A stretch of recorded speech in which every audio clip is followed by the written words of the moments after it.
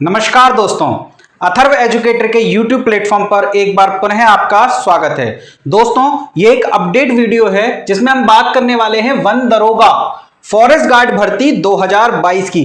जी हां दोस्तों, भर्ती आ चुकी है। पैट 2021 के थ्रू ये भर्ती आई है और संभवतः पैट 2021 के थ्रू आने वाली अंतिम भर्ती होगी, या फिर इसके बाद कोई आई तो एक आध छोटी मोटी भर्ती और आ सकती है। किसी भी बड़ी भर्ती की आने की संभावना नहीं है दोस्तों। तो जो लोग इस भर्ती के लिए एलिजिबल हैं उनके लिए बहुत बढ़िया खुशखबरी की बात है, तैयारी में जुट जाइए। चलिए सेशन शुरू करते हैं। उससे पहले दोस्तों, अगर चैनल पर नए आए हैं तो चैनल को सब्सक्राइब कीजिए, चैनल को ज्यादा से ज्यादा शेयर कीजिए ताकि आपके दोस्तों को भी इस वीडियो का फायदा मिल सके, और यदि वीडियो पसंद आए तो प्लीज लाइक कीजिएगा। चलिए शुरू करते हैं हम वन दरोगा भर्ती 2022 के बारे में बात करने से। कौन इस फॉर्म को भर सकता है, कौन नहीं भर सकता, क्या योग्यताएं हैं, क्या जो कुछ भी है इस वीडियो के बारे में, उसके बारे में बाद में बात करेंगे। पहले तो ये जान लें कि कितने पदों पर भर्ती आई है, क्योंकि बहुत सारे स्टूडेंट्स का तो यही जानना सबसे इंपॉर्टेंट होता है कि कितने पद हैं। पद के हिसाब से वो डिसाइड करते हैं कि फॉर्म भरना है या नहीं। तो सबसे पहले पदों पर बात कर लेते हैं। तो 701 पद हैं, कुल पद 701 हैं दोस्तों। बहुत कम नहीं है, बहुत अधिक नहीं है, लेकिन ठीक ठाक भर्ती है। जो लोग इस भर्ती के लिए एलिजिबल हैं उनके लिए एक सुनहरा मौका है दोस्तों। 701 पद हैं, जिसमें से 288 पद जनरल के हैं। ईडब्ल्यूएस के लिए 70 पद हैं, वहीं ओबीसी के लिए 163 पद हैं, एससी के लिए 160 और एसटी के लिए 20। कुल मिलाकर के 701 पद होते हैं। जनरल के लिए 288, ईडब्ल्यूएस के लिए 70, ओबीसी के लिए 163, एससी के लिए 160 और एसटी के लिए 20 पद हैं दोस्तों। तो ये तो टोटल हो गए 701 पद। इसके अलावा इन 701 पदों में से कुल महिलाओं के लिए 140 पद आरक्षित हैं। ये 140 पद रेशियो के हिसाब से इन सीटों में बढ़ जाएंगे, लेकिन महिलाओं के लिए कुल 140 पद आरक्षित हैं। यानी कि फीमेल की मेरिट हमेशा यूपी में थोड़ी कम जाती है मेल्स के कंपैरिजन में। स्वतंत्रता सेनानी आश्रित के लिए 14 पद आरक्षित हैं। तो ये तो बात हो गई पदों की। इसके बाद चर्चा करते हैं कि आवेदन कब से शुरू होने वाले हैं और लास्ट डेट क्या है। तो दोस्तों, आवेदन प्रारंभ होने की तिथि है 17 अक्टूबर 2022।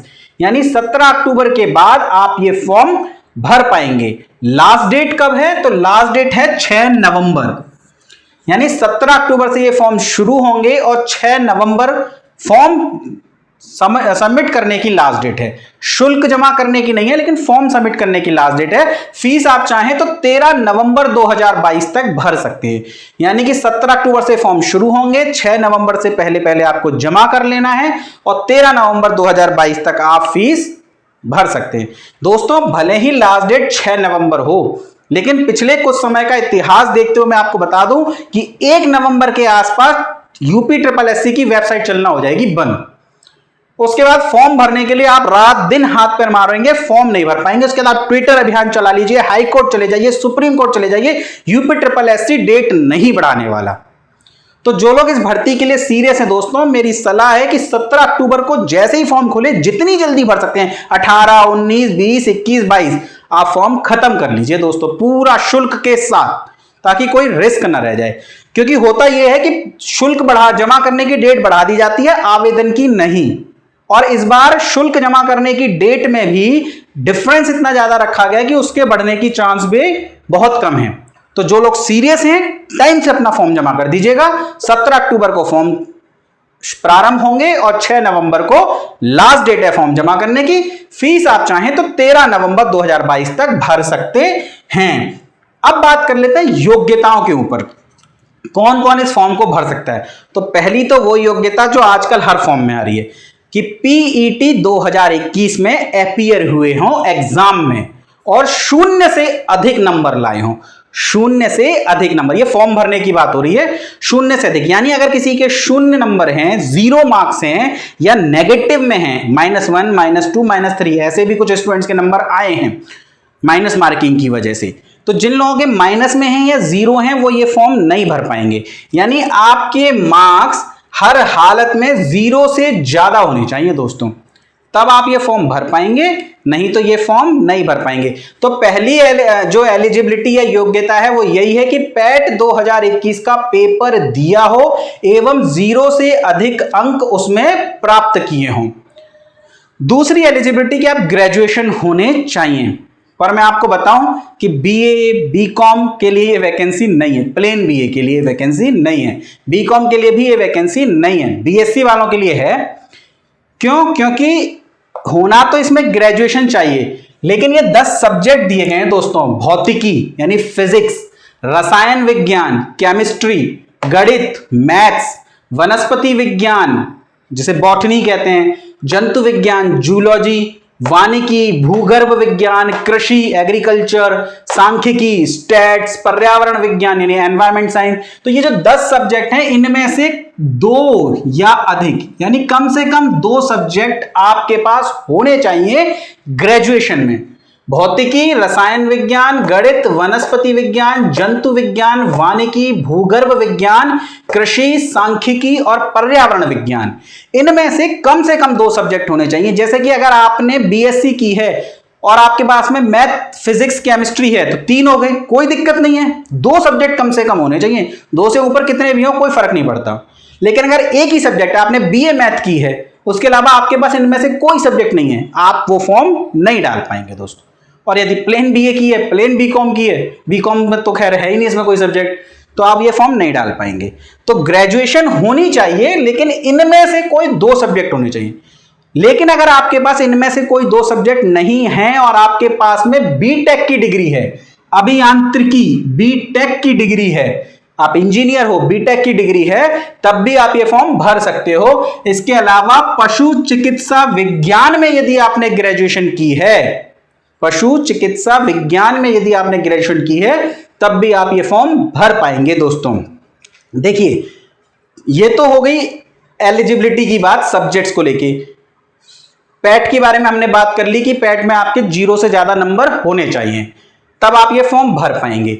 लेकिन एज की बात करें, एज ग्रुप क्या है, तो 18 से 40 वर्ष जनरल की एज ग्रुप की बात कर रहे हैं। इसके अलावा रिजर्वेशन जिसका जो भी है, ये हर एग्जाम में सेम रहती है, आप सभी को पता है कि आपकी कैटेगरी में एज क्या है। 18 से 40 जनरल की एज है, तो एज में तो कोई दिक्कत नहीं है। लेकिन आपको ध्यान रखना है कि कुछ फिजिकल मापदंड भी हैं इस फॉर्म को भरने के लिए, जो आपको पूरे करने होंगे, तभी आपका एग्जाम क्लियर होने के बाद भी आप ज्वाइन कर पाएंगे। यानी इसमें फिजिकल टेस्ट है।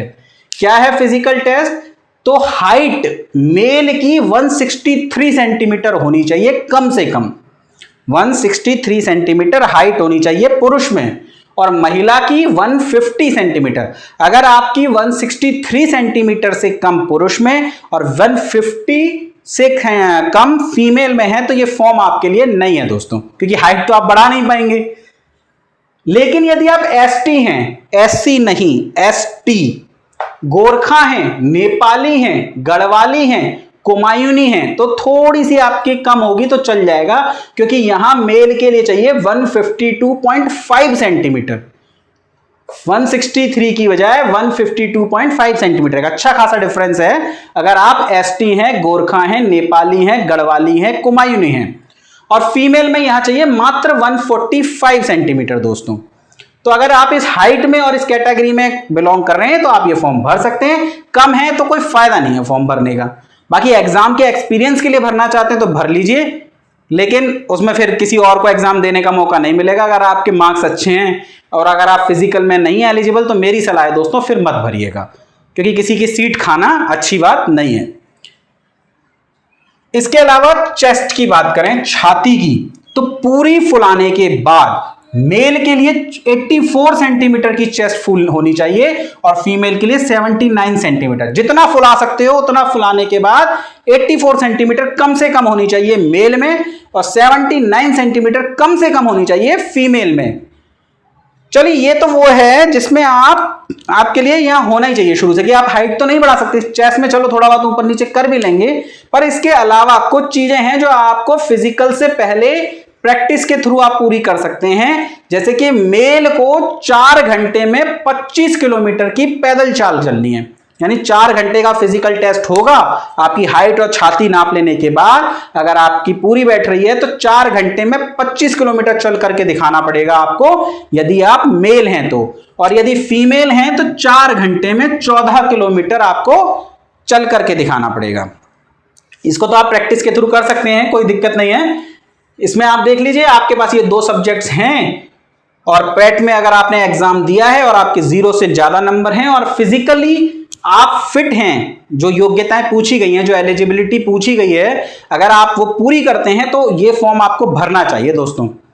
देखिए, जिसके भी पेट में 0 से ज्यादा नंबर है उनको फॉर्म भर देना चाहिए। 25 रुपए का शुल्क है दोस्तों, 25 रुपए का शुल्क है, फीस है 25 रुपए फॉर्म भरने की।